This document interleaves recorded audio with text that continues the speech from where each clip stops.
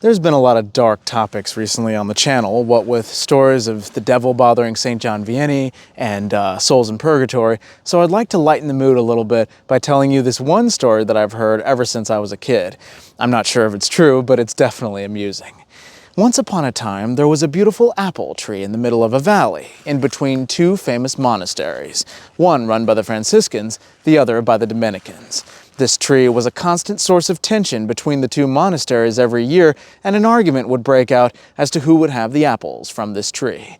They were the plumpest, juiciest, and most delicious apples that the monks had ever known. A debate between two monks was organized to decide who would have the apples for the year. The Dominicans, without hesitation, chose their head theologian to lead the debate. After much nervousness and indecision, the Franciscans, being an order based more on charity and poverty rather than intellect, allowed their head chef to attempt to win the debate for them after nobody else volunteered.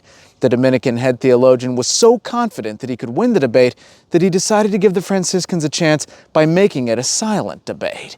Both communities gathered in the valley by the apple tree.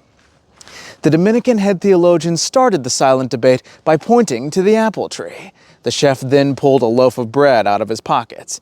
Then the theologian raised one finger. The chef replied by lifting 2 fingers. The theologian continued by raising 3 fingers, at which point the chef gestured in a circular motion with his hand. The theologian fell to the ground, crying, "It's too much! He's just too clever!" He had given up and admitted defeat. The Franciscans roared with delight and happiness as they returned to their monastery with cartloads of apples and singing and dancing along the way. Later that night, in the Dominican monastery, the theologian explained what had happened. I pointed to the tree, stating that we had all fallen from the tree in the Garden of Eden, and through Adam's fault, all had original sin. He replied that we are all saved by Jesus Christ, the bread of life, as he pulled a loaf of bread out. Then I told him that we believe in the one God who feeds us and sustains us day by holding out one finger. He replied that this God in Jesus Christ was both human and divine. His hypostatic union was that in the incarnation he became man, whilst at the same time being God. I then told him with 3 fingers that we believed in the Trinity, the mystery of 3 persons in one God, the Father, the Son, and the Holy Spirit. But at this point he had me. By gesturing with his hands, he told me that these are all ineffable mysteries of the triune God in which we believe, and in whom is infinite majesty and splendor. With this point, he had clearly won the debate. Back at the Franciscan monastery, there was wild cheering and celebrations. The monks were cooking apple pies by the dozen, and a great spirit of camaraderie and jolliness prevailed.